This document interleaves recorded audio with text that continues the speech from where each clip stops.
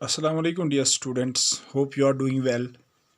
आज class 10th के लिए हमारा लेक्चर नंबर 18 है and that is about the reflex action. ठीक है बेटा, तो प्रीवियस लेक्चर्स में हमने पेरिफेरल नर्वस सिस्टम डिस्कस किया था। तो पेरिफेरल नर्वस सिस्टम में क्या आते हैं, नर्व्स हमारी आती है। तो नर्व्स के बारे में हमने पिछले लेक्चर्स में डिस्कस किया था। ठीक है बेटा, तो अब हमें इसके बाद सेंट्रल नर्वस सिस्टम जो कि हमारे नर्वस सिस्टम का दूसरा पार्ट है उसके बारे में पढ़ना था। ठीक है बेटा, लेकिन उससे पहले कि हम सेंट्रल नर्वस सिस्टम यानी कि ब्रेन और स्पाइनल कॉर्ड के बारे में पढ़ें, तो उससे पहले हमें पता होनी चाहिए रिफ्लेक्स एक्शन किसको कहते हैं। रिफ्लेक्स एक्शन किसको कहते हैं। ठीक है बेटा, तो आज हम यही रिफ्लेक्स एक्शन डिस्कस करेंगे। ठीक है बेटा, रिफ्लेक्स एक्शन का मतलब क्या होता है। बेसिकली रिफ्लेक्स एक्शन एक स्पॉन्टेनियस ऑटोनॉमिक, यहाँ हम ऑटोमेटिक भी कहेंगे, एक spontaneous automatic mechanical response to stimulus, यानी कि जब हम किसी स्टिमुलस के रेस्पॉन्स में क्या दिखाते हैं, स्टिमुलस के अगेंस्ट क्या दिखाते हैं, कोई ऑटोमेटिक ये मैकेनिकल रेस्पॉन्स दिखाते हैं, यानी कि जिसमें हमारी विल नहीं चलती है, यानी कि जो हमारी विल के मर्जी के मुताबिक नहीं होता है बल्कि खुद से होता है। उस ऑटोमेटिक रेस्पॉन्स को जो हम किसी स्टिमुलस के अगेंस्ट दिखाते हैं उसी को हम क्या नाम देते हैं, रिफ्लेक्स एक्शन। यानी कि वो कोई भी ऑटोमेटिक रेस्पॉन्स जो हम किसी स्टिमुलस के अगेंस्ट दिखाते हैं और जिसमें हमारी विल नहीं चलती है, यानी कि जो कि इनवॉलंटरी होता है, उस ऑटोमेटिक रेस्पॉन्स को हम रिफ्लेक्स एक्शन कहते हैं। सिंपल टर्म्स में जब हम बात करते हैं रिफ्लेक्स एक्शन को डिफाइन करते हैं, हम क्या डिफाइन करते हैं, the simplest form of A response in the nervous system is called reflex action. यानी कि जो हमारी नर्वस सिस्टम में कोई सिंपलेस्ट फॉर्म ऑफ रेस्पॉन्स जो हम दिखाते हैं, that is what is known as reflex action. वो सिंपल तरीके से जब आप रिफ्लेक्स एक्शन को डिफाइन करोगे तो हम क्या डिफाइन करते हैं, the simplest form of response in a nervous system, the simplest form of response in a nervous system, the simplest form of response in a nervous system, the simplest form of response in a nervous system is called a reflex action।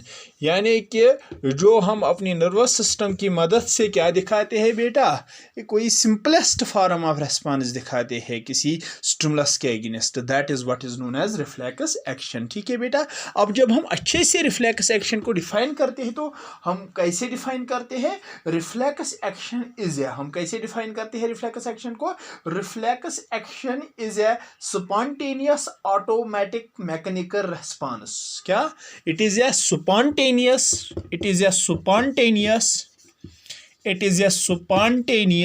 automatic mechanical response,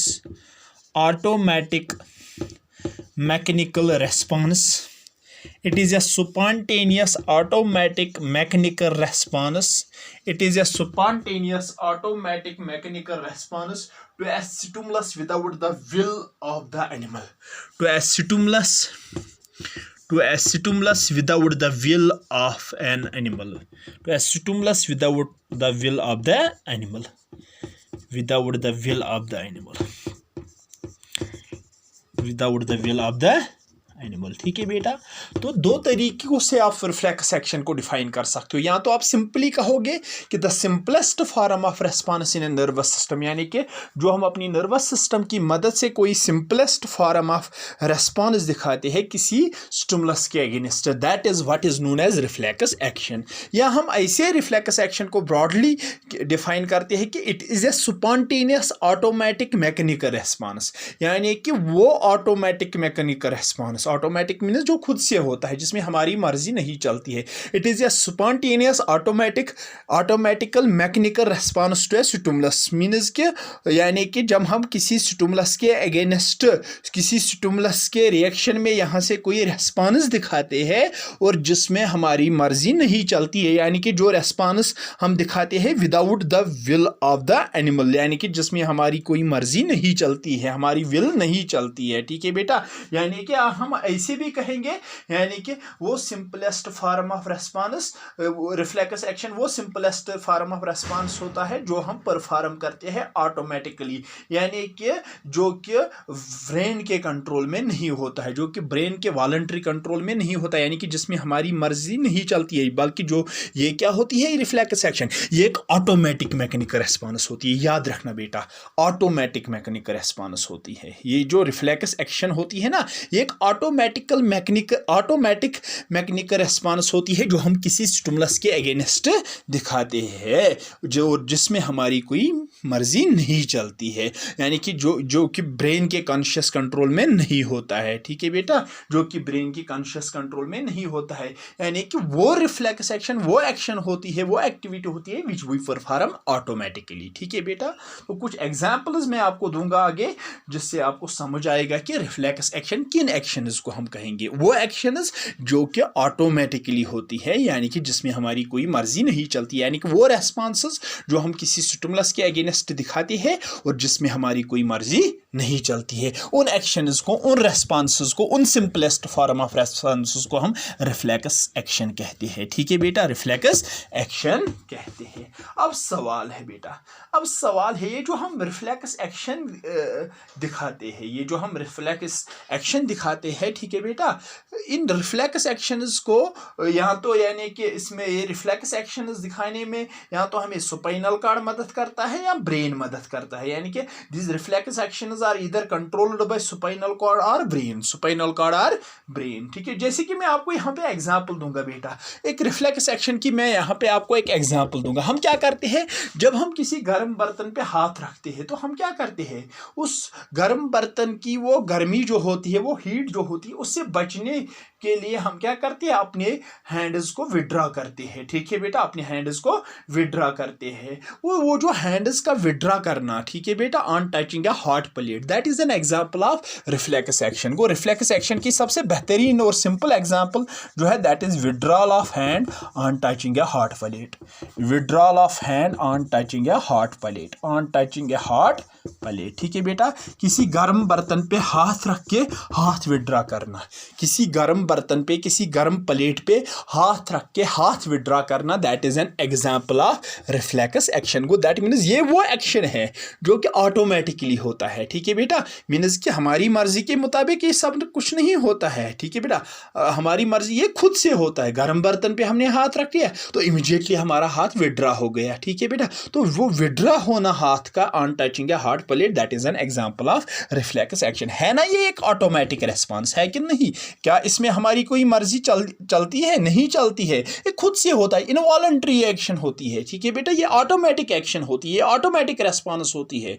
ठीक है बेटा, गर्म बर्तन पे हाथ रख लिए तो इमीडिएटली हमारा हाथ खुद से विड्रॉ हो गया। ठीक है बेटा, ठीक है बेटा, गो that means withdrawal of hand on touching a hot plate is an perfect example of, it is a perfect example of reflex action. ठीक है बेटा, is a perfect example of reflex action. ठीक है बेटा, यहाँ और भी बहुत सारी एग्जाम्पल्स है, जैसे कि हम अपना हाथ हम अपना फुट विड्रॉ करते हैं जब हमारे फुट को कोई शार्प चीज पैरिस करता है, चूभता है। ठीक है बेटा, सपोज कील हमारा नेल चूभ गया हमारे किसमें, पैर में, तो हम इमीडिएटली अपने पैर को विड्रॉ करते हैं। That mean withdrawal of foot या moving of foot on touching a sharp object is an example of reflex action, that is also an example of reflex action. ठीक है बेटा, ये भी क्या है, ये भी एक एग्जांपल है रिफ्लेक्स एक्शन की। या और भी बहुत सारी एग्जांपल्स है, या moving of diaphragm during respiration, यानी कि रेस्पिरेशन के दौरान, सांस लेने और छोड़ने के दौरान डायफ्राम की मूवमेंट करना,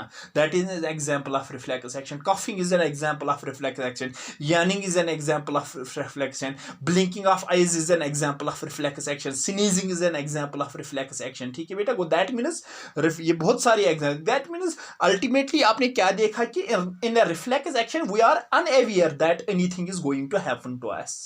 रिफ्लेक्स एक्शन के दौरान हम अनअवेयर होते हैं, हमें पता नहीं होती है कि हमारे साथ कुछ होने वाला है। ठीक है बेटा, और जब होता है तो हम उसके खिलाफ एक्शन भी ऑटोमेटिकली होती है। ठीक है बेटा, उस जब कुछ होता भी है, कोई स्टिमुलस हमें फेस भी कर, हमें तो उस स्टिमुलस की जानकारी भी नहीं होती है कि हमें ये स्टिमुलस फेस करना पड़ेगा, हमें ये भी यानी कि हमें जानकारी नहीं होती कि हमारे साथ कुछ होने वाला होता है। जब होता है, जब हमें कोई स्टिमुलस फेस करते भी है तो हम ऑटोमेटिकली उसके खिलाफ रेस्पॉन्स दिखाते हैं, ऑटोमेटिकली मतलब हम उसके खिलाफ यहाँ से रेस्पॉन्ड करते हैं। ठीक है बेटा, और वो ऑटोमेटिक रेस्पॉन्स किसी स्टिमुलस के अगेंस्ट दिखाना, that is what is known as reflex action. ठीक है बेटा, अब सवाल है, अब ये जो रिफ्लेक्स एक्शंस होती है, यानी कि जितनी भी रिफ्लेक्स एक्शंस होती है हमारी बॉडी में, हमारे नर्वस सिस्टम में, they are controlled by brain और स्पाइनल कॉर्ड। और रिफ्लेक्स एक्शंस को या तो हमारा ब्रेन कंट्रोल करता है या हमारा स्पाइनल कॉर्ड कंट्रोल करता है।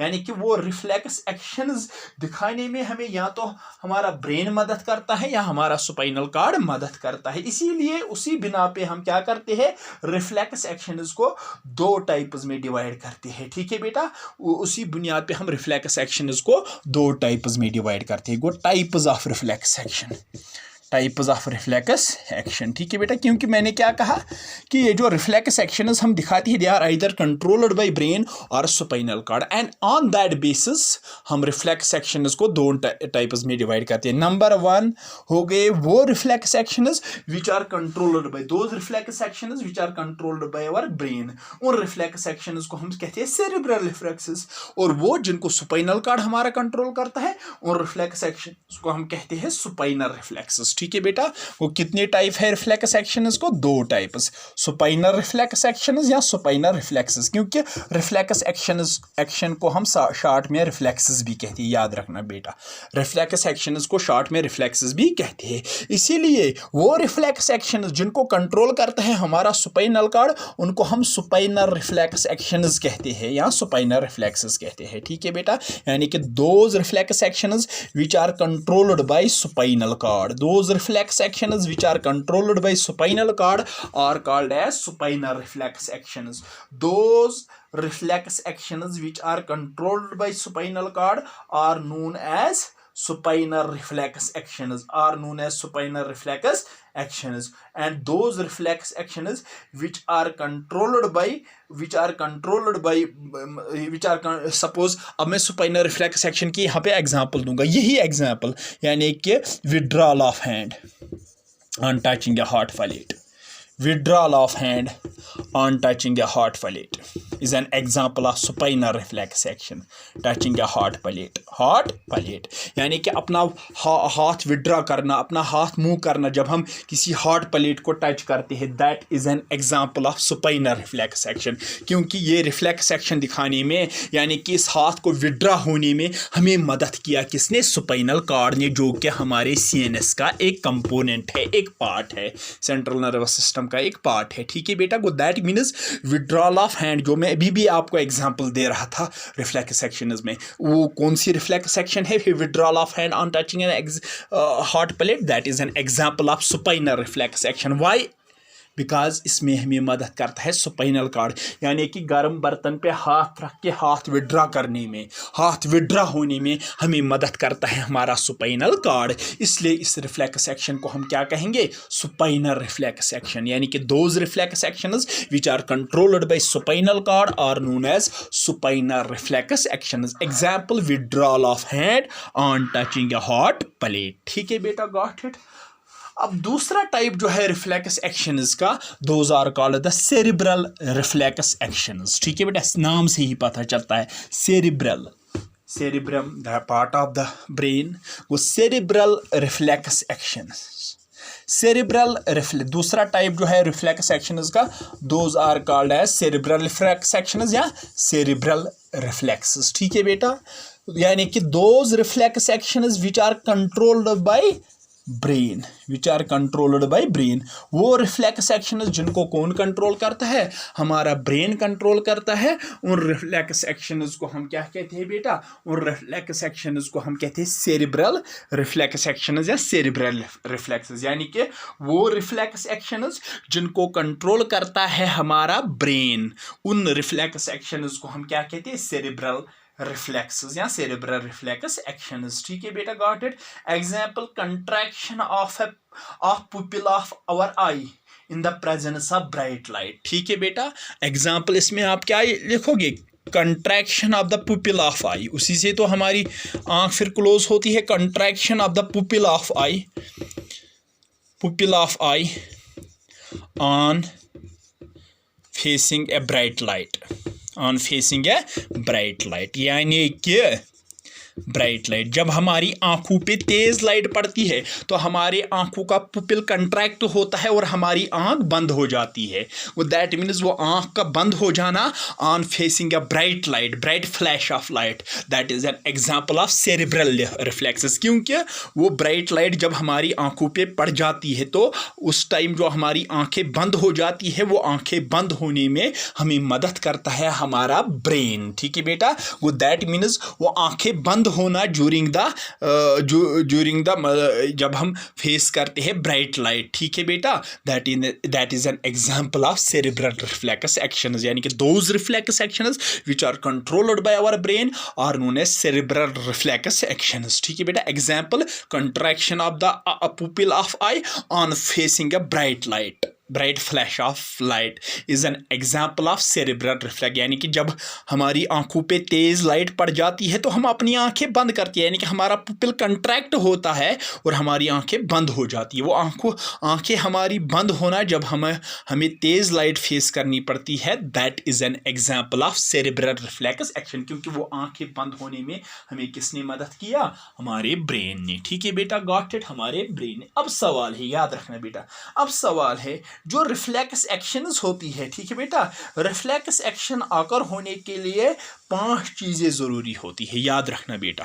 ठीक है, ये थे टाइप्स ऑफ रिफ्लेक्सेस। हाँ, इससे पहले कि मैं एक और टाइप भी आपको बता दूंगा बेटा, एक थे सुपाइनल रिफ्लेक्सेस और दूसरा क्या था, main type, that is cerebral reflex. लेकिन कभी कभार, याद रखना बेटा, कभी कभार कुछ रिफ्लेक्स एक्शंस जो होती है उनमें रोल होता है बेटा किसका, उनमें रोल होता है ब्रेन का भी और सुपाइनल कार्ड का भी, और रिफ्लेक्सेस को हम मिक्सड रिफ्लेक्सेस कहते हैं। याद रखना बेटा, एक अलग टाइप है। मेन तो 2 टाइप्स है, सुपाइनल रिफ्लेक्सेस एंड सेरेब्रल रिफ्लेक्स। लेकिन कभी कभार रिफ्लेक्स एक्शन में क्या होता है, कभी कभार रिफ्लेक्स एक्शन में ब्रेन भी इन्वॉल्व होता है और सुपाइनल कार्ड भी इन्वॉल्व होता है। ठीक है बेटा, और उन रिफ्लेक्स एक्शंस को हम क्या कहते हैं, मिक्सड रिफ्लेक्सेस। मैं एक एग्जांपल दूंगा यहाँ पे आप लोगों को।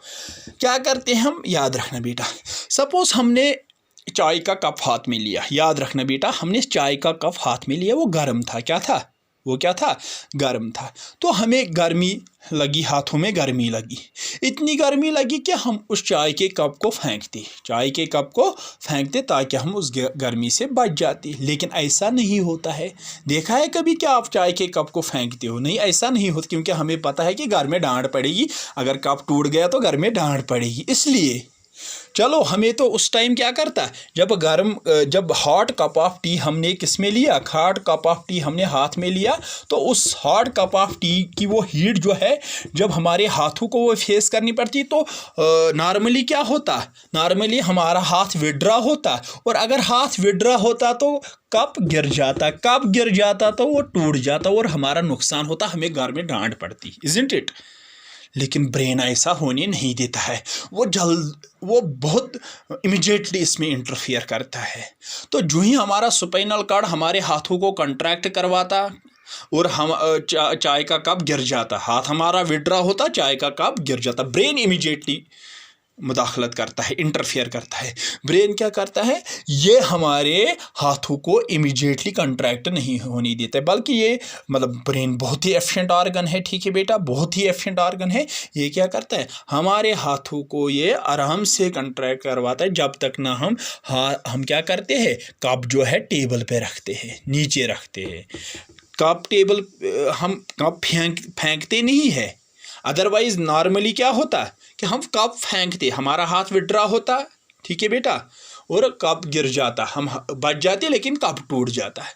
लेकिन ब्रेन जब इंटरफेयर करता है, ये ऐसा होने नहीं देता, बहुत ही चालाक, बहुत ही एफिशिएंट ऑर्गन है ये क्या करता है, ये इमीडिएटली हमारे मतलब हैंड्स को विड्रा होने नहीं देता है, बल्कि ये क्या करता है, ये हमें सोचने पे मजबूर करता है। ठीक है बेटा, ये क्या करता है, ये हमें मदद करता है कि आप जो कप है नीचे रखो। हम कप नीचे रखते, फेंकते नहीं, उससे क्या होता है, एक ही मतलब तीर से दो शिकार होते हैं। ठीक है बेटा, एक तो हम उस गर्म कप की उस गर्मी से भी बचते हैं और हमारा कप टूटने से भी बचता है। ठीक है बेटा, वो दैट मीन्स यहाँ पे ये जो हमने कप गर्म कप नीचे रखा, एक तो हम गर्मी से बच गए और कप भी टूटने से बच गया। और इसमें मुदाखलत की दोनों ने, यानी कि इसमें मदद किया हमें दोनों ने, ब्रेन ने भी मदद किया। ब्रेन ने क्या मदद किया, इसने कप को टूटने दे दिया, हमने कप को आराम से नीचे रखा। और स्पाइनल कार्ड ने भी मदद किया, क्योंकि स्पाइनल कार्ड ने ही हमारे हैंड्स को मूव करवाया और तभी हमने कप नीचे रखा। ठीक है बेटा, गो दैट मीन्स ये एक एग्जांपल है किसकी, मिक्सड रिफ्लेक्स की। Mixed reflexes those reflexes which are controlled by both brain as well as spinal cord. ठीक है बेटा, गॉट इट, जैसे मैंने यहाँ पे आपको एग्जांपल दी। ठीक है, अब सवाल है, अब जो रिफ्लेक्स एक्शंस हम दिखाते हैं बेटा, कहा जाता है रिफ्लेक्स एक्शन आकर होने के लिए 5 चीज़ें एसेंशियल है, 5 चीज़ें ज़रूरी है, यानी कि for a reflex action 5 things are essential. ठीक है बेटा, reflex action for a reflex action 5 things are essential. Reflex action 5 things are essential, यानी कि रिफ्लेक्स एक्शन दिखाने में 5 चीज़ें ज़रूरी होते हैं। 5 things are essential, 5 things are necessary. Reflex action दिखाने में 5 चीज़ें ज़रूरी है। नंबर 1 क्या ज़रूरी है बेटा, रिसेप्टर। रिसेप्टर जो कि स्टिमुलस को रिसीव करता है। ठीक है, क्योंकि रिसेप्टर्स जिनके बारे में हमने प्रीवियस लेक्चर में पढ़ा है ना, हमारे बहुत मुख्तलिफ सेंस ऑर्गन में मुख्तलिफ किस्म के रिसेप्टर्स पाए जाते हैं जो कि स्टिमुलस को डिटेक्ट करते हैं, रिसीव करते हैं। ठीक है बेटा, गॉट है, रिसेप्टर।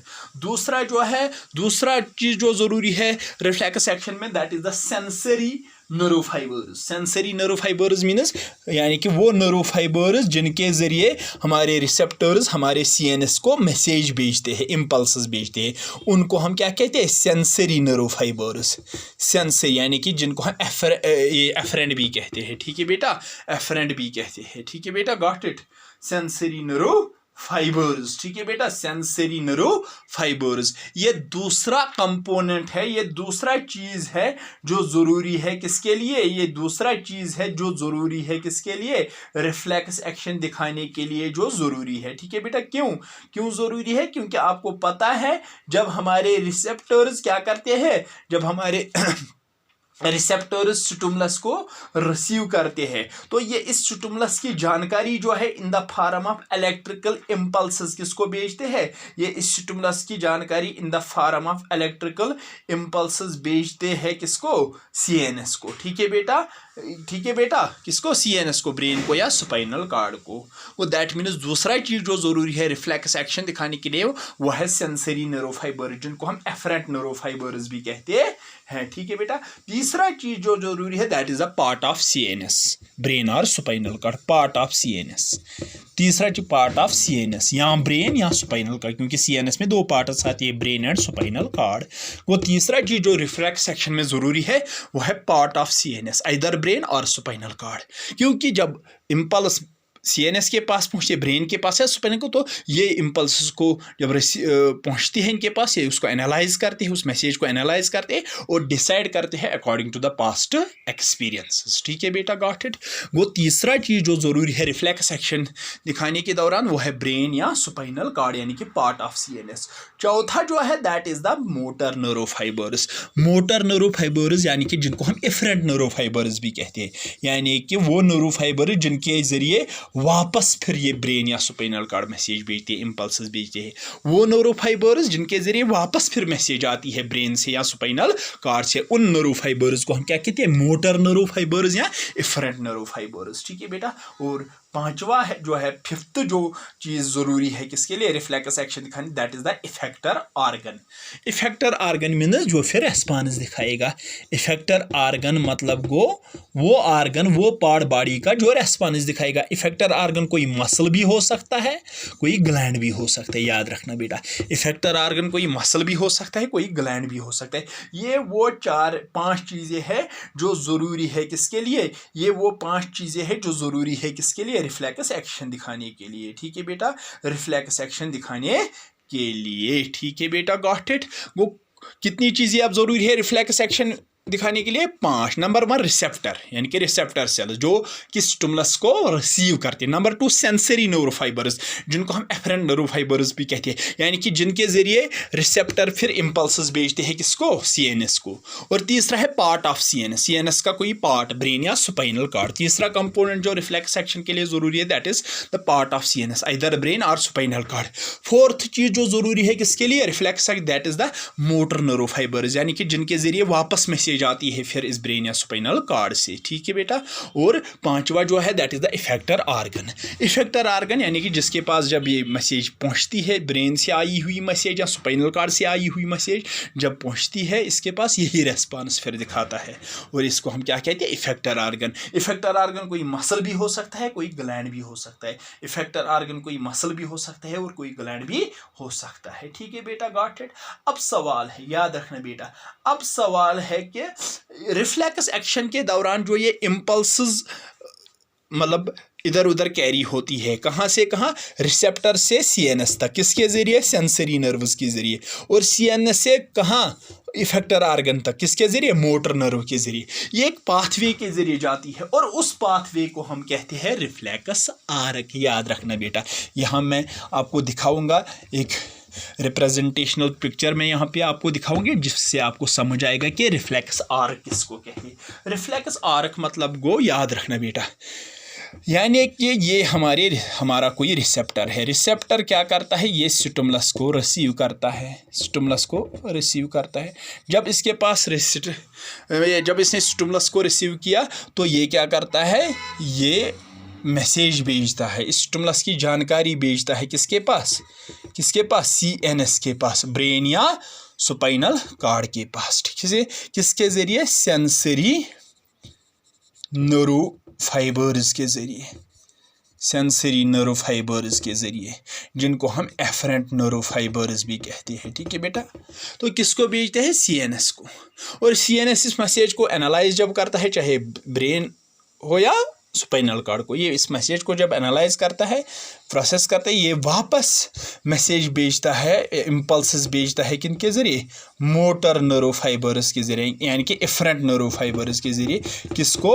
किसको भेजता है, इसको, इफेक्टर आर्गन को। इफेक्टर आर्गन कोई मसल भी हो सकता है और कोई ग्लैंड भी हो सकता है, और ये इफेक्टर आर्गन क्या दिखाता है, रेस्पॉन्स दिखाता है। दैट मीन्स आपने देखा कि ये जो पूरी एक्शन होती है, यानी कि रिसेप्टर स्टिमुलस को रिसीव करता है, फिर इसकी जानकारी सीएनएस को भेजता है, सेंसरी न्यूरोफाइबर्स के जरिए सीएनएस इसको प्रोसेस करता है, एनालाइज करता है, इस मैसेज को वापस मोटर न्यूरोफाइबर्स के जरिए मैसेज भेजता है, इम्पल्सेस भेजता है इफेक्टर आर्गन को, और इफेक्टर आर्गन इस पूरी एक्शन को हम रिफ्लेक्स एक्शन कहते हैं। और इस रिफ्लेक्स एक्शन के दौरान ये जो इम्पल्सेस चलती है ना, ये एक पाथवे के जरिए चलती है, और इस पाथवे को, यानी कि रिसेप्टर से सीएनएस, सीएनएस से इफेक्टर आर्गन, ये जो पाथवे आप देख रहे हो ना बेटा, ये जो आप पाथवे देख रहे हो, जिस पाथवे के जरिए ये इम्पल्सेस मतलब चलती है, इस पाथवे को हम क्या कहते हैं, रिफ्लेक्स आर्क। वाई आर्क, क्योंकि ये एक आर्क शेप्ड, आप देख सकते हो ये एक आर्क शेप्ड पाथवे है, इसीलिए हम, ये एक आर्क शेप्ड पाथवे है, इसीलिए हम इसको रिफ्लेक्स आर्क कहते हैं। दैट मीन्स फिर आप रिफ्लेक्स आर्क क्या डिफाइन करोगे, the pathway or route taken by neuro impulses in a reflex action is called the reflex arc. क्या, द पाथवे या द रूट, पाथवे भी कह सकते हो, रूट भी कह सकते हो, और route, the pathway or route taken by the neuro impulses यानी कि वो पाथवे, वो रास्ता जिसके ज़रिए रिफ्लेक्स एक्शन के दौरान नर्व इम्पल्स चलती है, उस पाथवे को हम रिफ्लेक्स आर्क कहते हैं। यानी कि स्टिमुलस रिसेप्टर से सेंसरी नर्व फाइबर्स के ज़रिए जब इम्पल्स सीएनएस के पास पहुँचे, सीएनएस से फिर मोटर नर्व के ज़रिए इफेक्टर आर्गन को, तो इस रास्ते को, जो एक आर्क शेप्ड रास्ता है, इस रास्ते को जिसके ज़रिए इम्पल्स कैरी होती है, इस पाथवे को हम क्या कहते हैं? Reflex arc. The pathway or route taken by the nerve impulses during reflex action, taken by the nerve impulses during reflex action is called a reflex arc, is called a reflex arc. Why arc? Because it is an arc shaped pathway. ठीक है बेटा, वो the pathway are route taken by a, the pathway are route taken by a reflex action, taken by nerve impulses. The pathway are route taken by the nerve impulses during reflex action is called a reflex arc. वो that means ये जो impulses इस reflex action के दौरान चलती है, ये एक pathway के जरिए चलती है, एक रास्ते के जरिए impulses चलती है, एक arc shaped pathway के जरिए impulses चलती है। उस arc shaped pathway को हम reflex arc कहते हैं। उस arc shaped pathway को हम क्या कहते हैं? reflex arc कहते हैं। ठीक है बेटा, गॉट इट। तो एग्जाम्पल्स तो कुछ मैंने आपको रिफ्लेक्स एक्शंस की दी थी, और भी मैं कुछ एग्जाम्पल्स आपको दूंगा। जैसे कि चलो, एक एग्जाम्पल मैंने आपको दी थी, withdrawal of hand on touching a hot object, या closing of eyes on facing a strong bright light.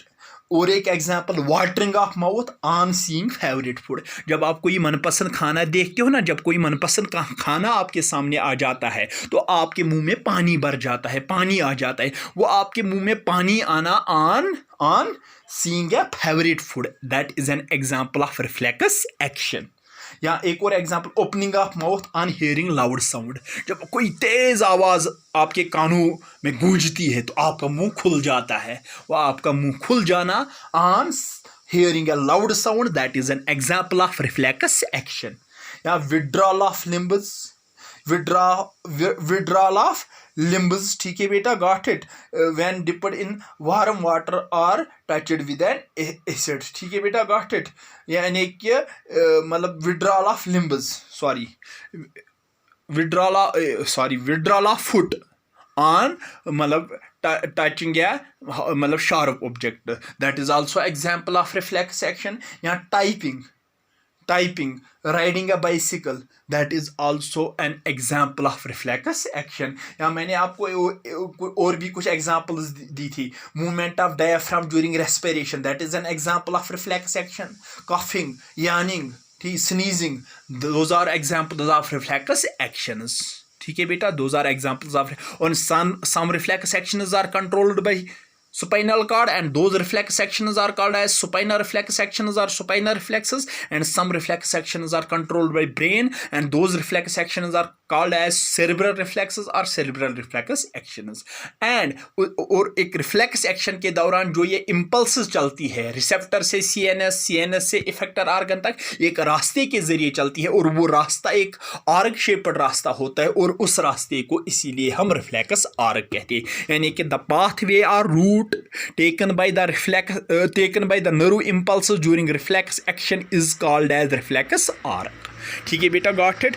और रिफ्लेक्स एक्शन में 5 चीज़ें ज़रूरी होती है। रिफ्लेक्स एक्शन आकर होने के लिए 5 चीज़ें ज़रूरी हो। और रिसेप्टर का काम क्या है रिफ्लेक्स एक्शन में? स्टिमुलस को रिसीव करना। दूसरा, सेंसरी नर्व फाइबर्स का काम क्या है?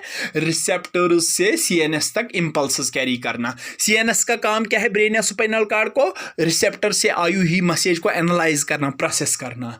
और मोटर नर्व फाइबर्स का काम क्या है? सीएनएस से वापस मैसेज लाना। ठीक है बेटा।